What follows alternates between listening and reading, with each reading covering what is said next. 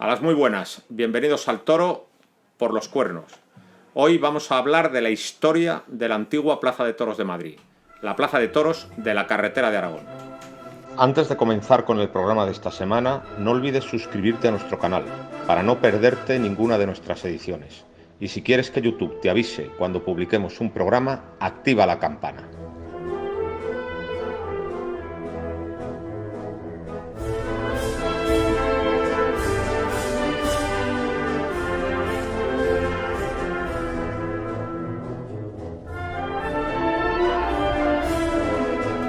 A las muy buenas, bienvenidos al Toro por los Cuernos. Hoy vamos a hablar de la historia de la antigua Plaza de Toros de Madrid, conocida popularmente como la Plaza de la Carretera de Aragón, que tuvo una vida de 60 años, de 1874 a 1934, y que fue importantísima y tuvo una trayectoria gloriosa, pues porque vio pasar pues desde Lagartijo y Frascuelo pues hasta a toda la generación de la Edad de Plata anterior a la Guerra Civil. Fue una plaza de trayectoria gloriosa, y para hablar de esa plaza pues tenemos a quien mejor la conoce, que es Víctor Pérez López. Víctor Pérez López es el biógrafo más importante que tiene la Plaza Antigua de Madrid. Por lo tanto, hoy desde luego va a ser un lujo charlar con él del tema que más conoce. Buenas tardes, Víctor. Buenas tardes, Domingo. Bueno, seguramente la segunda persona que más lo conoce, porque aunque tú no has escrito de él, supongo que conocerás tanto como yo de él. O sea, esa es la verdad. No, tú sabes mucho más de la Plaza Antigua de Madrid. Pues yo creo que la obra más importante sobre la Plaza Antigua de Madrid es la tuya. Entonces vamos a empezar hablando de la tuya. Y luego vamos a empezar, y luego después de hablar de tu obra, pues vamos a hacer una referencia a todos aquellos que se han ocupado antes de la Plaza Antigua, ¿no? Vale. Bueno, como pueden ustedes ver, estamos en el Paseo Marqués de Zafra 31, en la librería Rodríguez, que como siempre digo es un templo de la sabiduría taurina y que desde luego es el mejor sitio para hablar de la historia de los toros y de los libros de toros. Entonces yo creo que lo primero vamos a enseñar tu obra monumental, que es una obra que desde luego abarca mucho espacio porque son 4 tomos. Vamos a enseñar aquí uno, aquí otro y aquí los otros 2. Bueno, pues... Sí, no, es un tocho de trabajo, la verdad que es un tocho de trabajo. Está editada por los bibliófilos taurinos. Está editada por los bibliófilos taurinos, está en un magnífico papel, como siempre, y siempre papel rústico, para si alguien lo quiere encuadernar, lo encuaderne.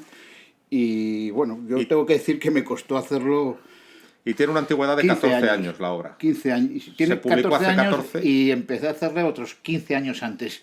Por lo tanto, tiene ya 30 años esta obra, que no existían entonces todos los medios modernos para encontrar todos los datos. O sea, ahora mismo evidentemente sería mucho más fácil hacerlo. Hubo que hacer una labor de hemeroteca impresionante, de chinos. Y de chinos y de muchísimos años. Claro. Pues digo, ahora sería mucho más fácil porque tienes muchas. Pero es muy minuciosa la obra. No sé, vamos a abrir un libro por cualquier página. Pues, por ejemplo, me acabo de encontrar Corrida de Toros Extraordinaria el martes 29 de junio de 1881. 6 toros de Bartolomé Muñoz, antes Varela, estoqueados por Rafael Molera Lagartijo. Mira, como único espada. Una de las encerronas de Lagartijo. Lo he abierto por pura casualidad. Pues bueno, pues tenemos todos los incidentes que tuvieron lugar en el festejo. Cuántos pullas se dieron, cuántas banderillas, todo, absolutamente. La corrida tomó 50 varas por 7 derribos y 7 caballos, una cosa discreta. Y Lagartijo estuvo bien sin excederse. Esto parece, Entonces es un resumen muy completo de todo lo que sucede. Vamos a enseñar uno abierto para que vean cómo es. Pues está corrida por corrida. No, y después tiene una cosa que es importante, que son los carteles. O sea, los carteles son significativos. Aquí tenemos un magnífico cartel del año de 1907. De un abono de 1907. De un abono de 1907, pero vamos a ver, por ejemplo, la presentación de Joselito. Pues aquí tenemos el cartel de la presentación de novillero en Madrid de Joselito. Un cartel bastante complicado de encontrar, que no se encuentra. Pues aquí lo tenemos junto con Limeño. Con su compañero novilleril y con los novillos que no se lidiaron. Exacto. Porque estaban anunciados novillos del Duque de Tobar, pero a Joselito le parecieron chicos y se lidió una corrida de olea. Exactamente. No, tiene ese tipo de... Bueno, yo creo que está bien bien documentados los carteles, con carteles significativos. No sé, los 6 toros de Martínez, todos los carteles importantes. Vamos, es una obra para el estudioso de la fiesta de los toros absolutamente indispensable.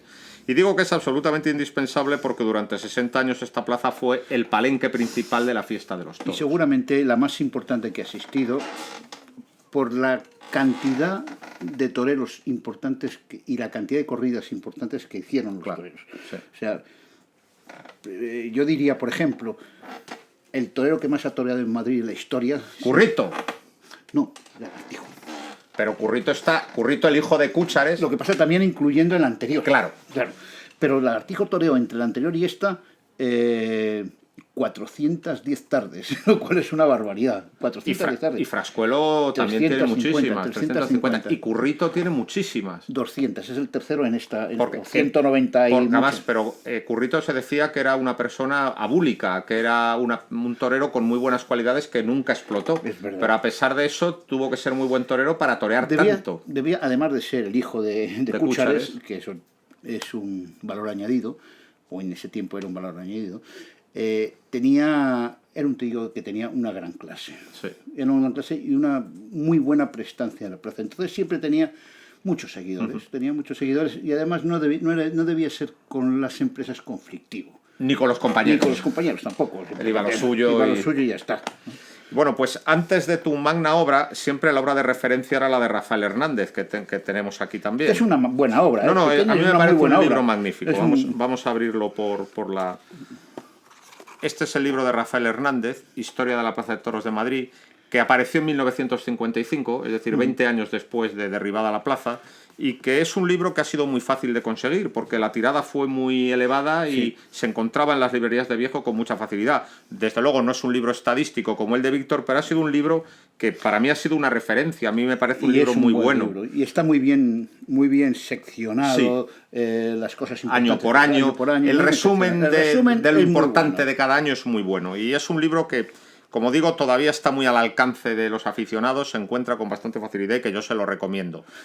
No es la obra de entomólogo alemán de Víctor, pero para tener una idea aproximada y rápida de lo que fue la Plaza Antigua es un magnífico libro. Es más, para mí fue un libro de cabecera. Sí, claro. Sin lugar a dudas, a la hora de hacer esto fue un libro de cabecera. O sea, totalmente. Y ahora te voy a enseñar una curiosidad, porque esto es increíble. Tenemos el cartel de la inauguración de la Plaza de la Carretera de Aragón.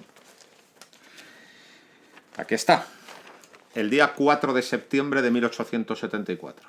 Con 8 toros para 8 espadas. Sí, que luego fueron 10. Fueron 10.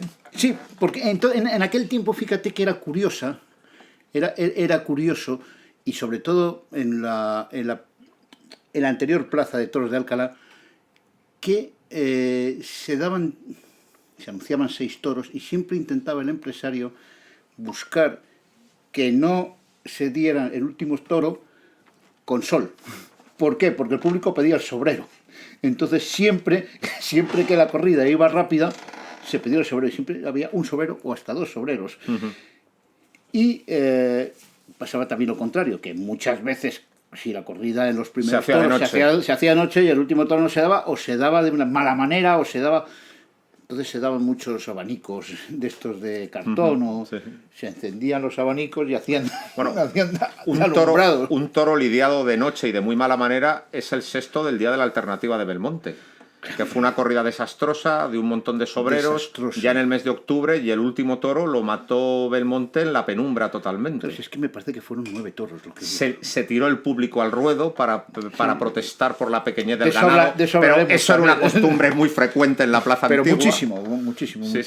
Y sobre todo en una época en que se tiraban casi todos los años 3 o 4 y hacían algaradas monumentales. Pero el primer libro que tuvo la Plaza Vieja lo tienes ahí. Sí, es este libro de historia de la Plaza de Toros de Madrid, escrita por un aficionado.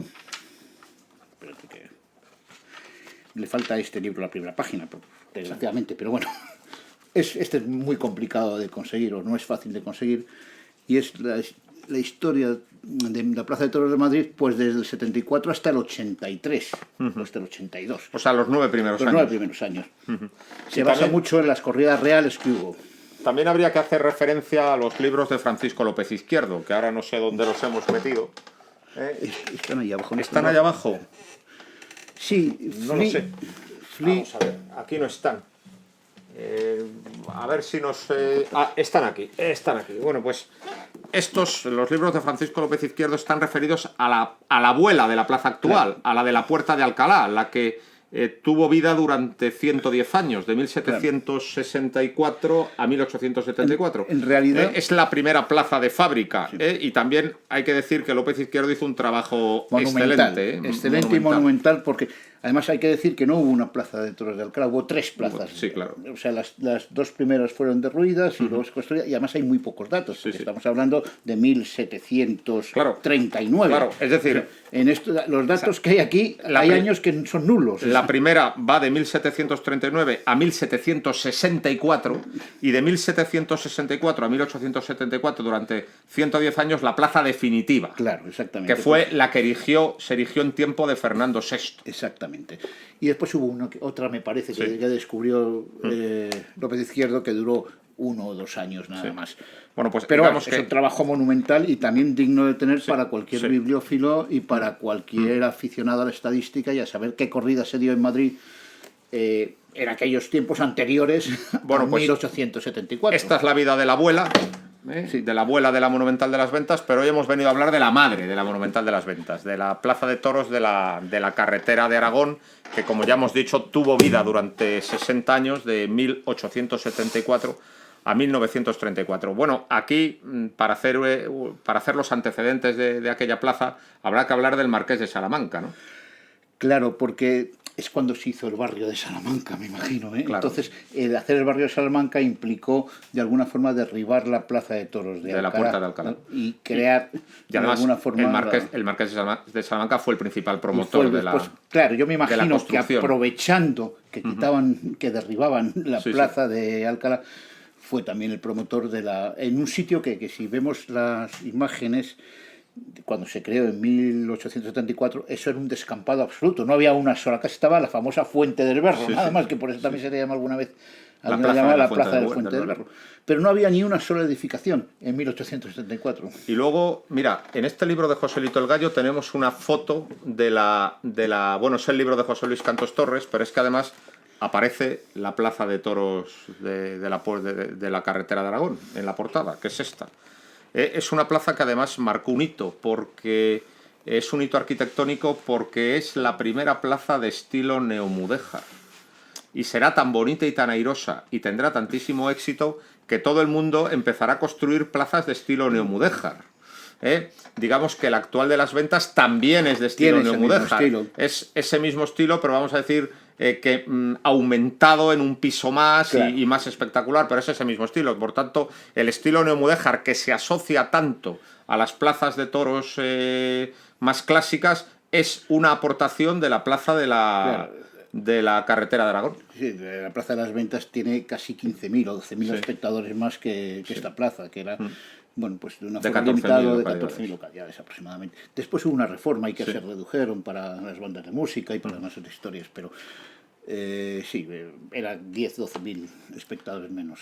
Y luego otra cosa que hay que resaltar de la Plaza de Toros de la carretera de Aragón es que, aparte de que estaba el Marqués de Salamanca como promotor detrás, es que estaban toreando Lagartijo y Frascuelo. Claro.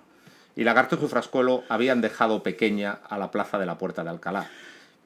Es fundamental para entender el nacimiento de la plaza de la carretera de Aragón hablar de Lagartijo y Frascuelo.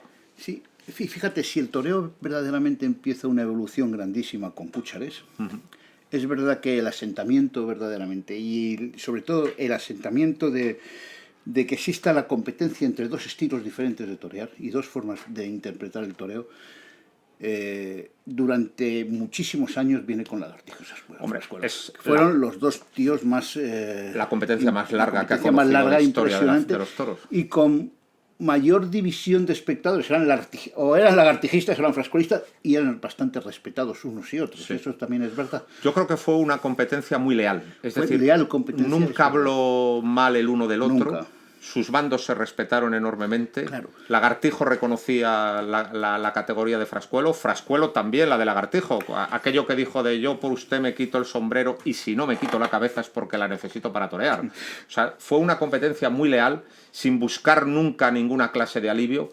Fueron dos tipos admirables. Dos tipos que eran prácticamente analfabetos, pero que eran dos señores. Eran dos señores y además se comportaron como señores. Eso no quita que cada uno tuviera un toro diferente para torear, con el cual interpretaba mucho mejor claro. su tauromaquia. Claro. Lagartijo, evidentemente, el toro andaluz, y Frascuelo, el toro de la Mancha y el toro de Colmenar. Y cada uno tenía un toreo muy específico con el cual cada uno de los toros le daba más y era mejor y se comportaba mejor. O sea, Frascuelo entendía perfectamente al toro de Colmenar, sabía que nada más había que darle 2 o 3 muletazos y entrarle a matar. Mataba con cierta sobriedad y con mucha calidad. Y Lagartijo con el toro andaluz se podía jugar mucho más. Sí, pero a pesar de eso Lagartijo mató todos los toros castellanos que hicieron falta. Claro. En esa competencia no hubo alivios de ninguna especie. ¿Pero por qué? Pues fundamentalmente porque hay que decir que Lagartijo y Frascuelo, cuando venían a la Plaza de Madrid, toreando 20 veces al año. De 20, incluso 27 veces torearon. 27 sí. veces, o 20, sí, 27, uno, los dos creo que llegaron hasta 27 tardes en Madrid. Al año. Al año, ¿eh? Con 27 tardes en Madrid, como comprenderás, no matabas un encaste, matabas todo. Miura, Veragua, todos los toros colmenareños que se lidiaban con bastante frecuencia en aquella época, toros navarros, toros de cualquier clase y condición, con 27 corridas, aunque siempre había sus pegos, algún tipo de ganaderías, especialmente a las portuguesas, que no le gustaban a ninguno de los dos. Los de Luis Patricio.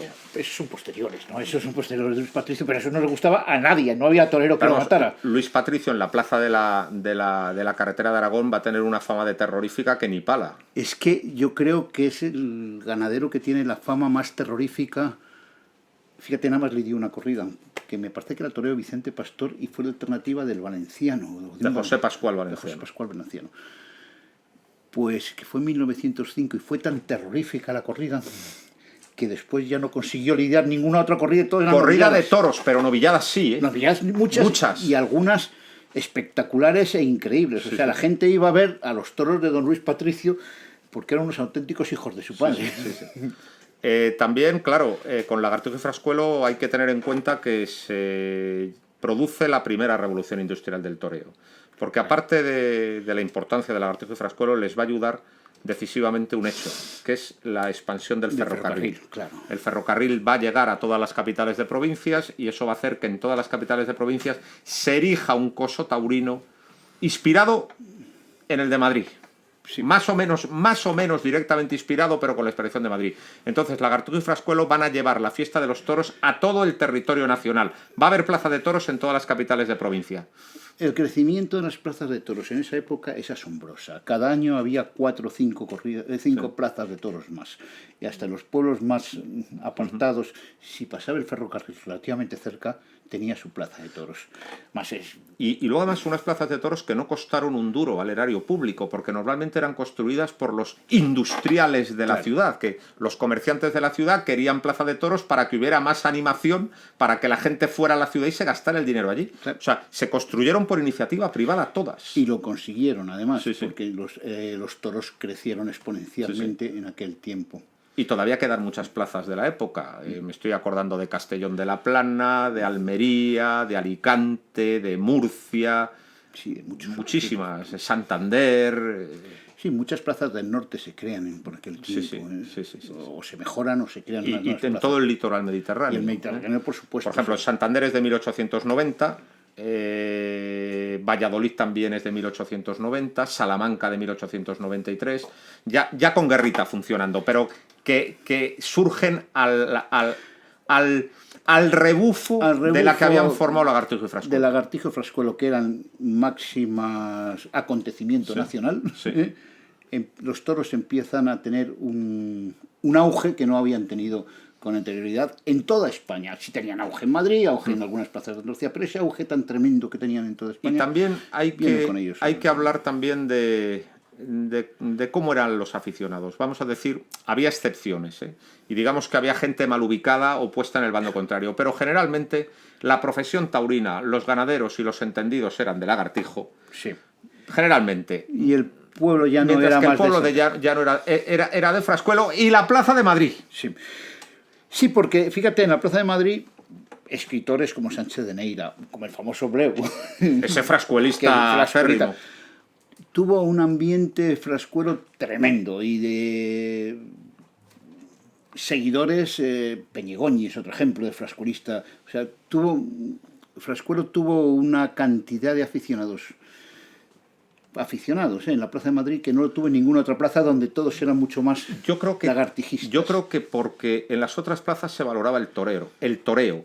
Y claro, Lagartijo era más torero que Frascuelo, pero en Madrid, que se valoraba fundamentalmente la estocada y la lidia, el quite, la lidia ajustada.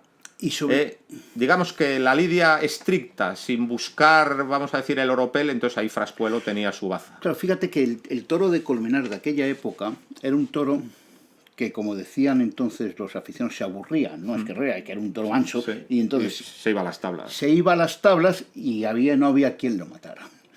Entonces era muy complicado matar ese toro. Frascuelo tenía la virtud de saber darle los pases justos para que muy pocos toros se le fueran a tablas. Mientras que Lagartijo las ha pasado muy puñeteras con muchos toros, sobre todo de la tierra, que se le iban a tablas porque le gustaba mucho más yo hubiera sido Lagartijo también.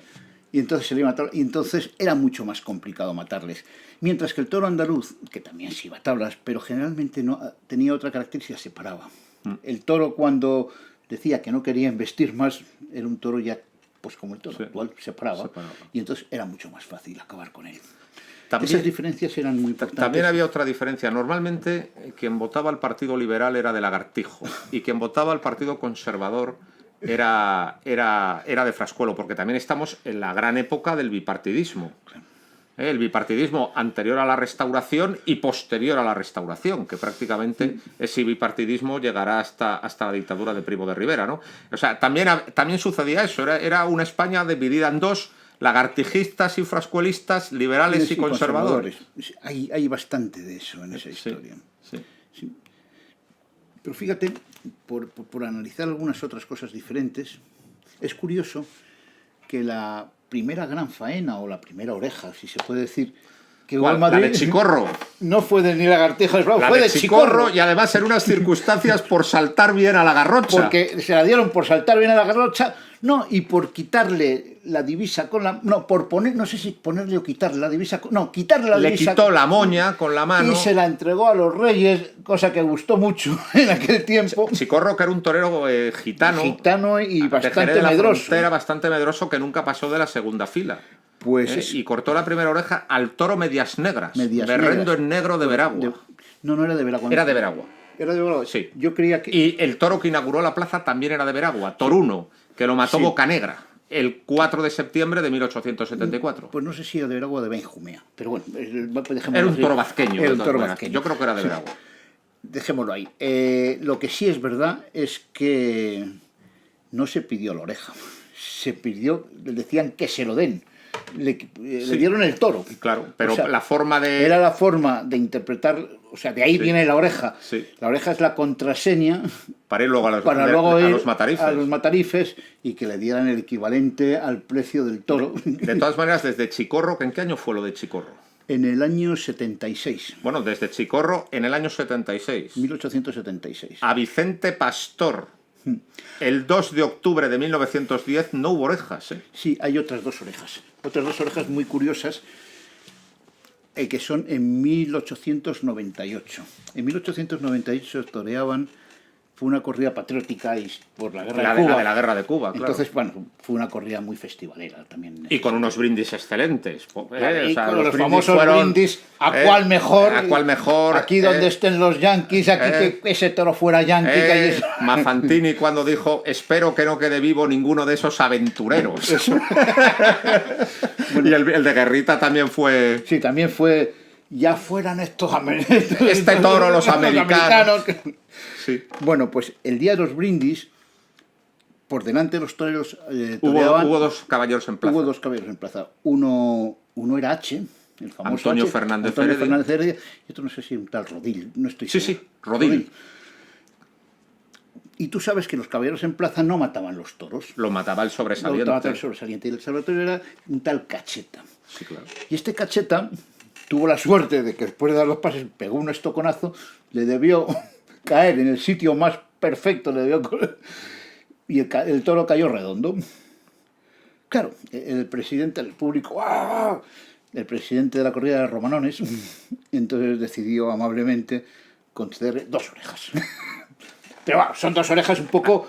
en realidad las 3 primeras son bastante anecdóticas. Esta es totalmente la anecdótica. primera oreja canónica es la de Vicente Pastor al toro carbonero de Concha y Sierra el 2 de octubre de 1910. Sí. Esa es la primera oreja. Igual que el primer rabo es el que corta Valencia primero al novillo Vallehermoso de Pablo Romero el 11 de agosto del 18. Yo no sé si...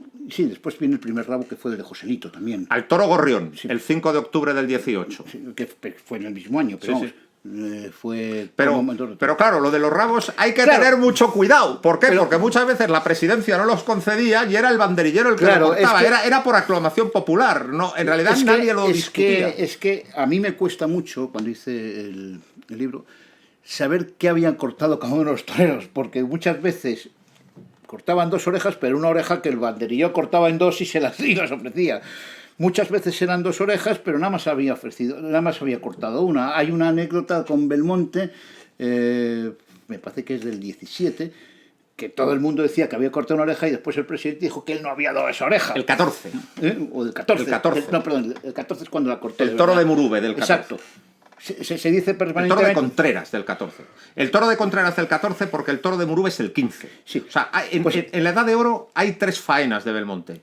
El Contreras el 14, el Murube el 15 y el Concha y Sierra del 17. Y después la faena del 20, al Albacerrado.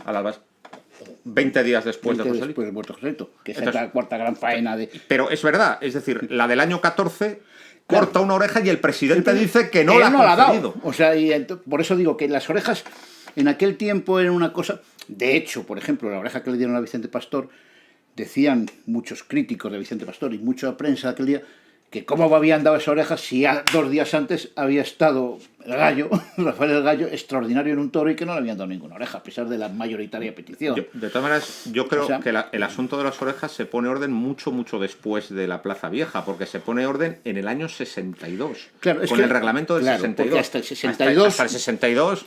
Había 2 cosas que no había reglamentadas, ni las orejas ni las salidas por la puerta grande. Anda que no ha salido veces a hombros en Madrid Pepe Luis Vázquez con una oreja y sin haber cortado orejas. Y como veremos, o hablaremos, ha salido aquí por la puerta grande Sevillanito. El picador. Salustiano Rico, Sevillanito. Yo recuerdo mucho a su hija que estaba muy indignada con el cosío porque no decía nada de su padre. Salustiano Rico Sevillanito salió por la puerta grande en el año 32.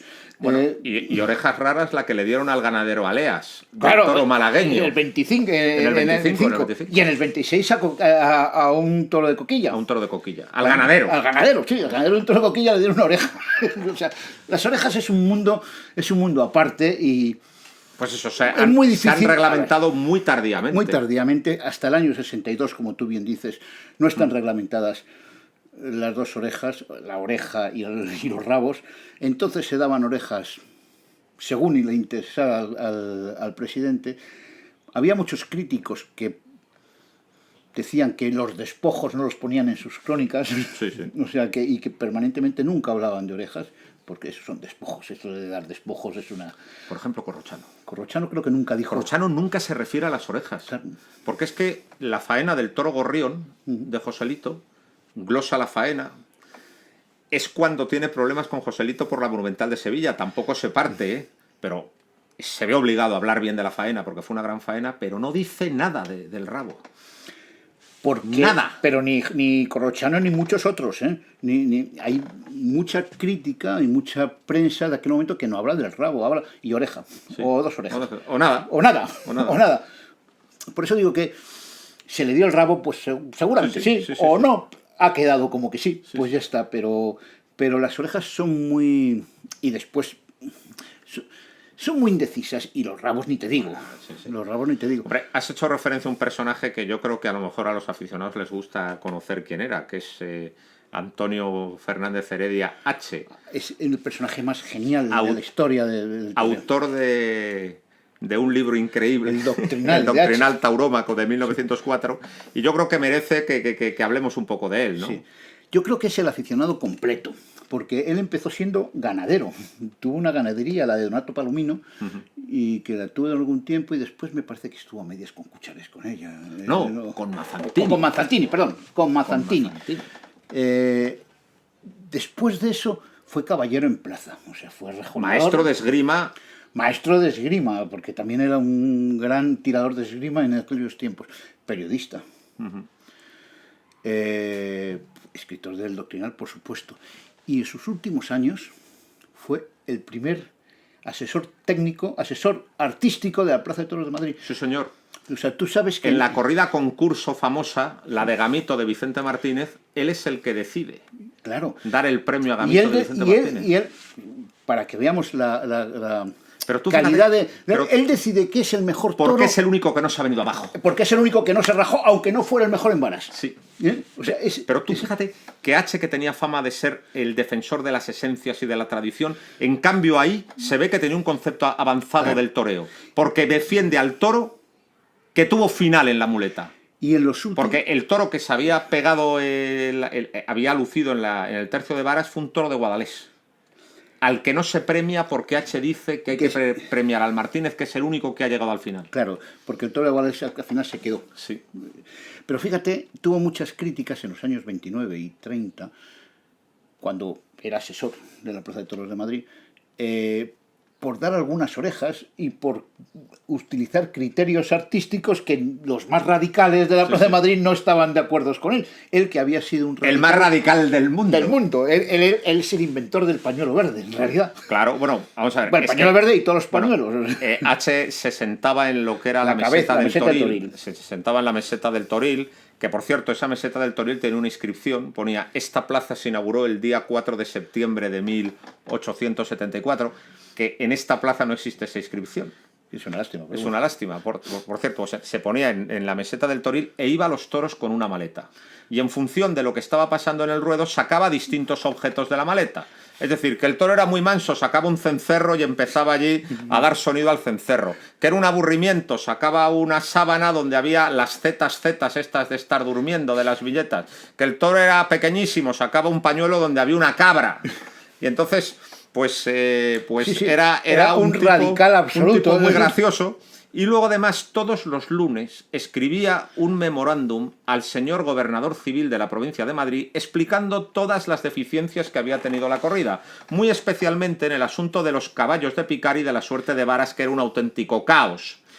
Claro, el señor gobernador civil no hacía ni caso, no le contestó nunca. Y decía: llevo años escribiendo todos los lunes y tal, y el señor gobernador civil no se digna contestarme. Y todos los escritos son el Doctrinal Taurómaco. No, el Doctrinal también es como una iniciación a una reglamentación, porque después él hizo también... Bueno, ya había una reglamentación de plaza, no había una reglamentación nacional, pero claro, sí que tenía la Plaza de Madrid su reglamento. Pero después él también hizo la reglamentación por encargo de los industriales vascos o los encargados de Bilbao. El reglamento de la Plaza de Toros de Bilbao de 1905. Sí. O sea, que está muy bien. Que está muy bien. Y además tiene... Lo único que le achaco yo a H es que no viera el peto. Porque todo lo demás lo vio. Sí. Es una persona que no... Pero se murió justo antes, porque se murió en el año 27, un año antes o por ahí. No, se murió antes. No, se murió, vio el peto. Vio el peto porque se murió en el 28. Ten en cuenta pues que fue el año del peto. El año del peto. Se murió a los pocos tiempos porque ya era asesor de la Plaza de Toros de Madrid.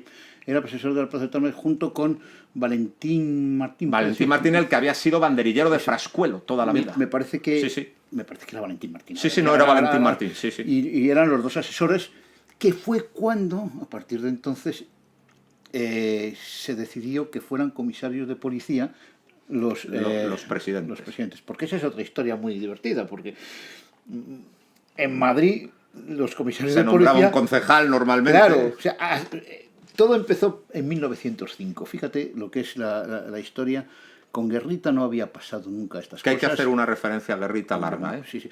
Con Guerrita no había pasado nunca, pero cuando llegan Machaquito y Bombita, que teóricamente son los naides y que teóricamente el toro es mucho más grande, se montan los más grandes escándalos en Madrid. Como pasa siempre que no hay toreros interesantes. O sea, en 1904 se invade el ruedo por primera vez de una forma clamorosa. En 1905 se vuelve a invadir el ruedo estando Machaquito y Bombita toreando. Y se suspende la corrida. Tuvieron que coger uno cogiendo el toro, porque si no les cogía, bueno, un escándalo impresionante. Los años de Lagartijo... Y la de 1908, que es genial, que tú lo sabrás, que es el que toreaban Vicente Pastor, Bienvenida y el Gallo. Y el Gallo no apareció por la corrida, no apareció porque no apareció. El presidente dijo que bueno, pues los toreros, tanto Vicente Pastor como Bienvenida, matamos los toros nosotros, claro. Y como habían hecho en otras ocasiones, el presidente dijo que no y suspendió la corrida. Se armó un escándalo de tales dimensiones que hicieron una hoguera, creo, quisieron hacer una hoguera en el centro del ruedo. Bueno, quemaron hubo la plaza. Intentos de quema ya en la plaza, en la plaza antigua se quemó muchas veces, porque además los asientos eran de madera. Sí, sí, sí. Pero en la de la carretera de Aragón hubo intentos de quema muchas veces y tuvo que ser desalojada por la Guardia Civil unas cuantas. Sí, bueno, ese fue un escándalo de tales dimensiones, la de 1908, que porque asaltaron las taquillas, bueno, fue un auténtico caos.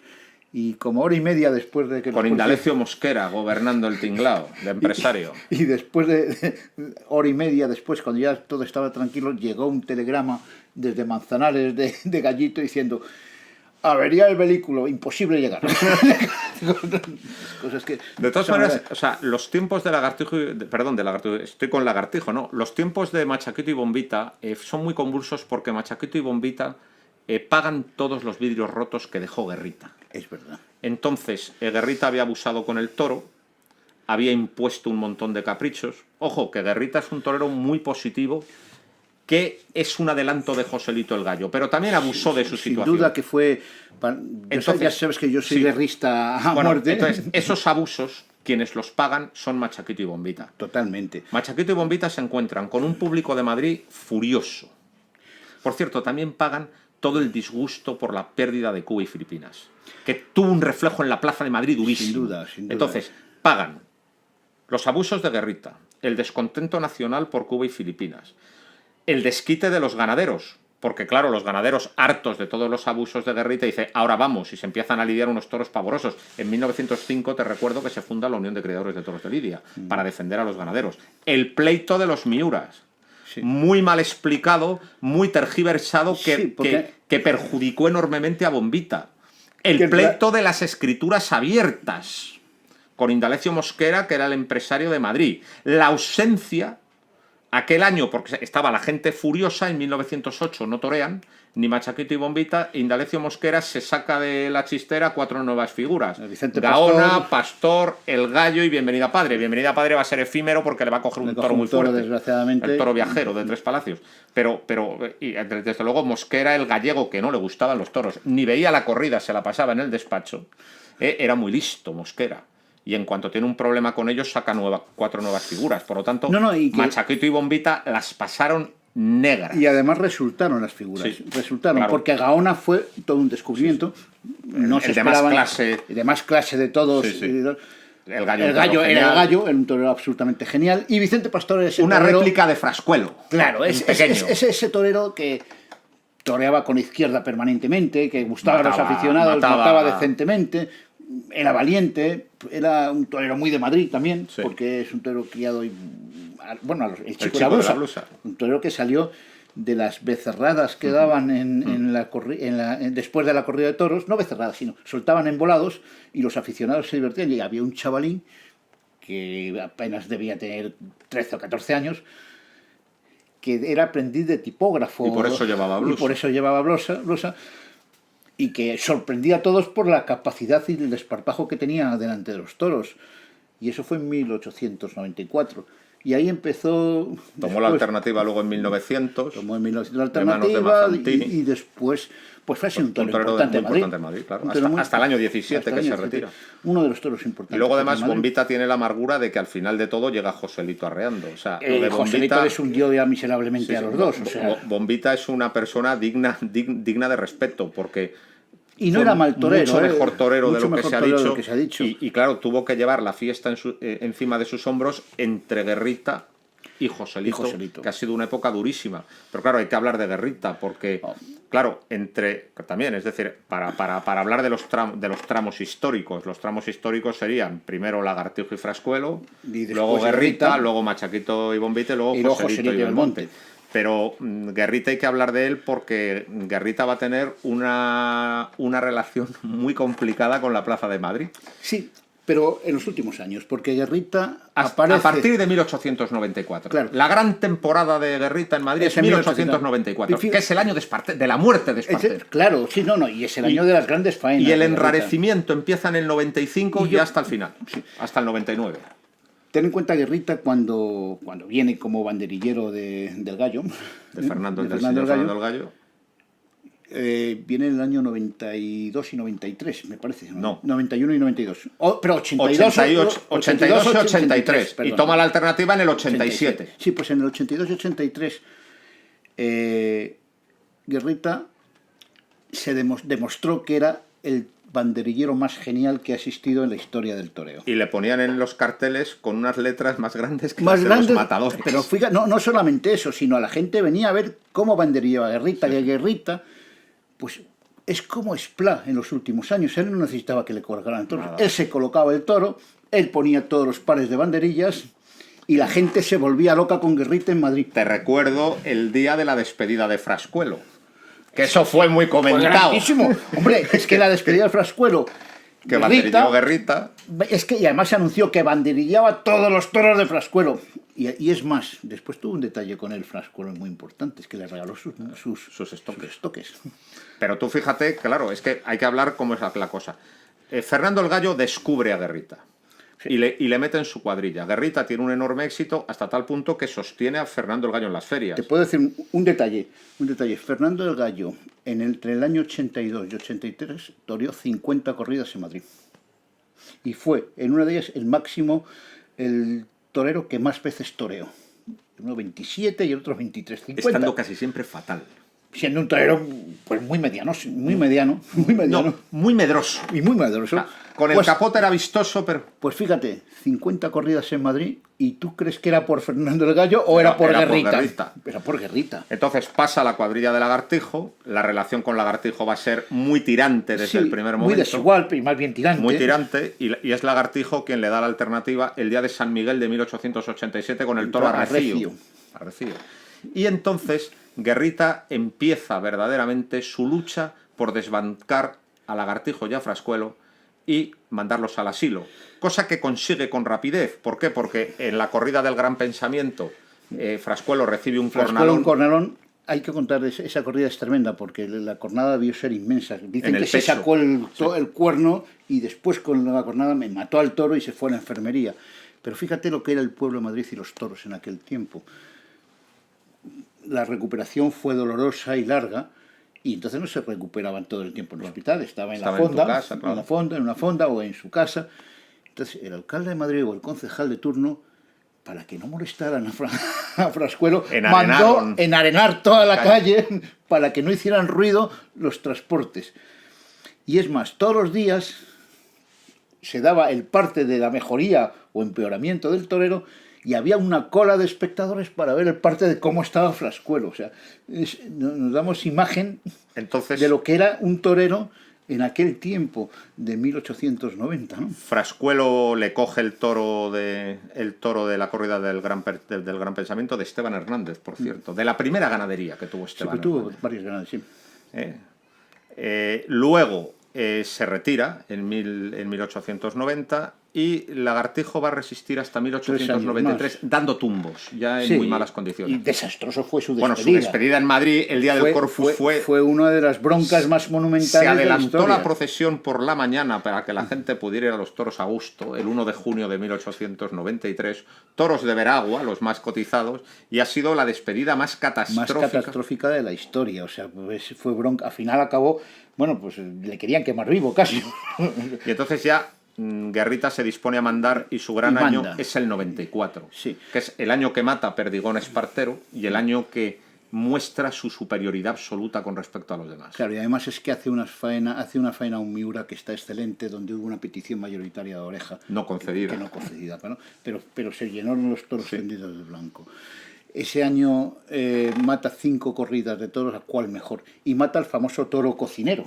Al famoso de toro Félix cocinero Gómez, de Félix la famosa Gómez, foto. Con una historia, no sé si será verdad o mentira. Sí, tranquilo que no es para usted. Claro, que va Guerrita, están en el apartado y va a ver ese toro y como venían 7 toros de Félix Gómez, le dice al mayoral: hombre, a mí no me importa matar ese toro, pero no lo mato aquí.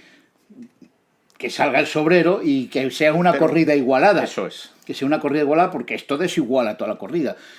Y el mayoral, que no sabía quién era Guerrita, dice: tranquilo usted, que ese toro no va para usted. Iba para el Espartero, que era el espada más antiguo. Entonces no había sorteo y se elegía, y el ganadero escogía quién iba a matar los toros. Claro, ni qué decirle a Guerrita eso. Dice: pues ahora ese lo mato yo. Pues no. Y es el primer toro que se sortea en la historia de los toros. Claro, y entonces vino el Espartero, que era un buen chaval y además buen amigo de Guerrita. Yo creo que el único amigo. El único verdadero amigo. Bueno, y su cuadrilla, su cuadrilla le quería mucho y él quería mucho a su cuadrilla. Y los toreros de Córdoba, a los que ayudó mucho. Sí, porque él ayudó a muchos toreros, pero de Córdoba. Como él decía: mi dinero... En la leche para Córdoba. Y la coche para Córdoba, ¿no? Bueno, sortearon los dos y le tocó a Guerrita, y Guerrita mató seguramente uno de los toros más grandes y más impresionantes que hay de la Plaza de Madrid. Sí, pocos días antes de morir Espartero en las astas de Perdigón. Pero fíjate que hay que hablar más cosas de Guerrita. Es que Guerrita, por ejemplo, en 1890, con un toro de Saltillo... Su ganadería favorita. Su ganadería, sin duda, favorita. Es el primer torero donde suena la música en Madrid, toreando de muleta. Creo que había sonado antes en banderillas y posiblemente también sería en banderillas con Lagartijo. O con Lagartijo. Pero en la faena de muleta, no, y con Lagartijo en Barcelona. Bueno, también. La primera vez que se toca la música en una faena, porque la banda de música estaba para amenizar los intermedios. Siempre por los intermedios y la primera vez que se toca con una... Es en Barcelona con Lagartijo. Es en el Torín de Barcelona, es decir, en la plaza antigua de la Barceloneta con Lagartijo, porque Barcelona fue muy lagartijista. Sí. Con Lagartijo, con un toro que se llamaba Señorito, de los hermanos Arribas, de Arribas Hermanos. Y fue tal la faena de Lagartijo... Eso debe ser en el 77. En el 1877. Sí. Y fue tal la faena de Lagartijo que el director de la banda de música, llevado por la evasión, tocó la música por primera vez y se extendió la costumbre. Y llegó a Madrid, pues a partir de Guerrita hasta la corrida de la Victoria del año 39. Claro, por eso que digo... por los garrotazos entre los partidarios de Marcial y Domingo Ortega, el gobernador civil decidió que no se hay tocara. Una historia también para hablar en otro día de la música de Madrid, pero bueno, el caso es que sí se tocó seguramente en Madrid antes en banderillas, pero es la primera vez que en una faena de muleta se toca con Guerrita en 1890, no te puedo precisar la fecha. Y hay otra cosa curiosa con respecto a la música que la gente no conoce. Cuando la cosa estaba muy mal, es decir, cuando el gallo tenía un acceso de impotencia y no era capaz de matar al toro y se tiraba de cabeza al callejón, la música tocaba piezas cómicas. Que debería hacerse ahora mismo también. Piezas de revista, cosas pues parecidas a la cabra y ese tipo de cosas.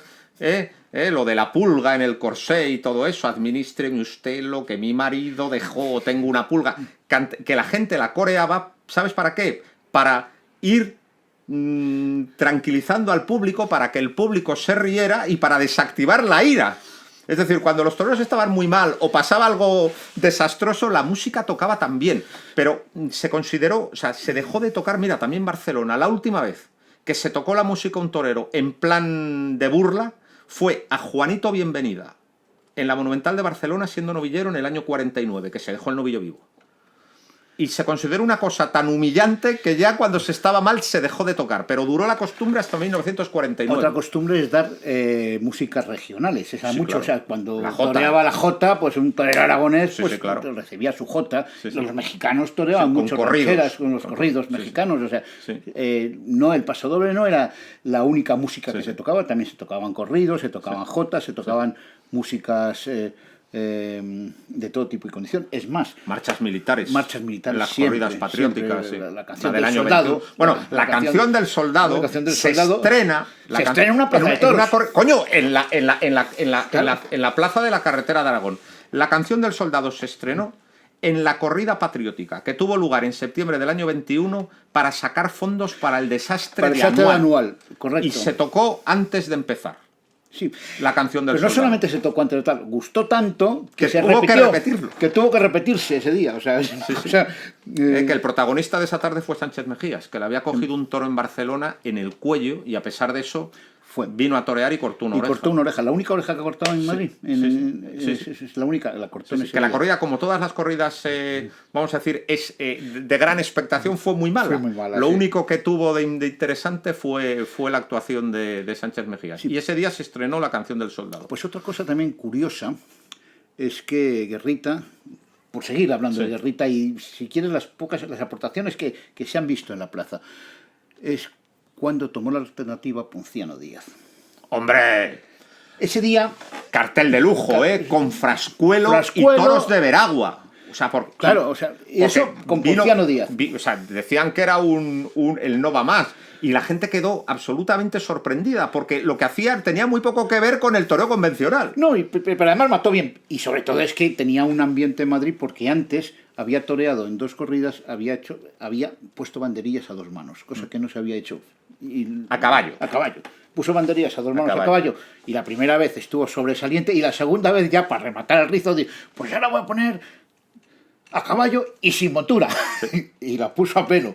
Claro, la primera se pegó un guarrazo impresionante, pero volvió a subir al caballo y volvió a poner banderillas a 2 manos a pelo. O sea, y además era un tipo muy simpático. Y muy, con bigote. Claro, es el torero con toreo con bigote. Y bueno, pero sin embargo, fíjate que con él venían 2 picadores, que eran López y González, Sí. que a diferencia de los picadores de aquella época que tiraban la lanza y salían corriendo, Estaban a caballo parados siempre. estaban siempre a caballo parado y dejaba que el toro entrara y meter la vara. Guerrita, que es el tío más listo que ha existido y que todo pensaba en torero y para el toreo, lo vio y dice, tate, esto es lo que hay que hacer, lo que hacen los mexicanos. Y habló con Pegote, Con Antonio Bejarano Pegote, que era su picador familiar y lo hablaron en invierno, parece ser, y al año siguiente viene una relación en el toreo, dice, y Pegote picó extraordinario a modo mexicano. A caballo totalmente parado. Totalmente parado. Y a partir de entonces es cuando se dice, déjala que romanee, pero no te muevas. Para que el toro se quebrante. Para que el toro se quebrante. O sea, esa aportación de alguien como Guerrita, de la suerte de varas, que en el fondo es aportación, porque al toro le castigas un poco más. Y vinieron las grandes carnicerías equinas. Claro. Sí, Como bueno, consecuencia. Sí, consecuencia vinieron carnicerías equinas, pero que esa Sí. era una forma de Y luego hay que decir otra cosa de Guerrita, hay que hacer un desmentido, porque tú habrás leído a muchísimos antitaurinos ilustres, por ejemplo, antes de que se deslumbraran con Belmonte, a gente de la generación del 98 y del 14, hablar del asunto de la corrida de Madrid el día que se perdió la escuadra en Cavite. Eso es una vergüenza vergüenza absoluta, todo aquello. Es decir, pasó más o menos lo siguiente. Cuando llegan las noticias a Madrid de que hemos perdido la escuadra, toreaba Guerrita esa corrida. Y Guerrita se dirige al gobernador civil para decirle que hay que suspender. Y es el gobernador civil el que dice, no, hay que dar impresión de normalidad. Sagasta ha dicho que se dé impresión de normalidad. Y entonces, contra la opinión de Guerrita, que era el que mandaba en el cartel, y de los otros matadores, la corrida se dio. Y puede que haya sido la corrida más triste de la historia de Madrid, de todas las plazas de Madrid, porque se dio a plaza vacía. pero los toreros, cumpliendo con su obligación y lo que había dicho el gobierno, mataron profesionalmente los 6 toros a plaza vacía, porque no fue nadie a la corrida. Entonces eso que se ha dicho, de que el día que perdimos la guerra, la plaza de Madrid se llenó y el público español de modo absolutamente insensato aclamó a Guerrita y Guerrita salió a hombros, es absolutamente mentira. La corrida se dio por orden del gobierno en un clima de auténtica tristeza. No, y después ha habido varias corridas benéficas por la calle. La del Reina Regente, la del por Reina ejemplo. Regente, por ejemplo, que Guerrita dijo que él no iba a Madrid, iban todos los toreros, que hay que ir, 9 toros. 9 toros, van los 9 toreros, por supuesto todos cobran. Al final, lo que dan cada uno es una miseria, y Guerrita, que le pusieron a parir por no ir, él dio sus 5.000 pesetas. Sí. Y no fue a la corrida. O sea, que en ese sentido, cuando se habla de Guerrita como el hombre más tacaño del mundo, no es exactamente así. O sea, pues cuando había que ser generoso, era generoso. Y era generoso, por ejemplo, con su cuadrilla más que nadie. O sea, con su cuadrilla estaba... al final... Ahora bien, también es verdad que tenía la fama de ser muy rata, la famosa... Sí, el billete y la moneda, ¿no? O sea, la famosa anécdota. Y luego las cosas pues acabaron muy mal en Madrid. Lo de en Madrid que atoré San Isidro. Sí, esa fue una indiscreción que hice en Valladolid. Sí.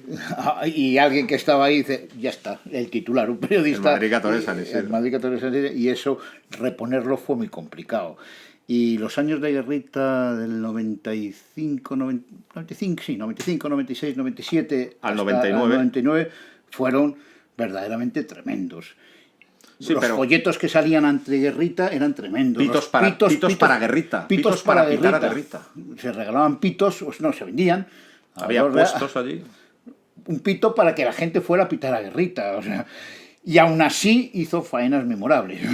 Todo el público ayudando a Mazzantini, que era un torero con muchísima menos categoría, salvo a la hora de matar, pero todo el público ayudando a Mazzantini y nunca estuvo a nivel de Guerrita, vamos, ni remotamente. Ni remotamente, ¿no? Ni nadie. O sea, cuando él dice, en ese aspecto soberbio que él tenía y era más soberbio que nadie, dice, después de Minaide y después de Naider Fuentes, en el fondo era la verdad. Él era el gran torero, el torero más profesional, el torero que más había dado aportaciones, lo que es en el toreo de capote, bajaba demasiado la mano, toreaba con las piernas abiertas, todas estas cosas que ahora lo vemos con normalidad. Para empapar la embestida del toro, para poder con los toros, que ahora lo vemos, que es como se debe hacer. Entonces fue criticado y machacado permanentemente. Pero ahí se vio que era un antecesor. Ese es el gran antecesor de Joselito, sin lugar a dudas. Bueno, pues como pasa siempre, se nos ha ido el santo al cielo y nos han hecho el toro al corral. Entonces, si te parece bien, vamos a parar aquí y haremos una segunda parte de la plaza de la carretera de Aragón, porque además va a estar muy interesante, porque la segunda parte es nada más y nada menos los años 10, los años 20 y los años 30, es decir, la edad de oro y la edad de plata. Entonces, pues vamos a tener que hacer, debido a nuestra premiosidad, vamos a tener que hacer una segunda parte de la historia de la plaza de toros de la carretera de Aragón. También estará Víctor conmigo y bueno, pues muchas gracias por habernos seguido y sigan viendo al toro por los cuernos. Y por cierto, por supuesto, en la próxima sesión también estaremos en la librería Rodríguez, en el Paseo Marqués de Zafra número 31, que como digo siempre, es un templo de la sabiduría taurina.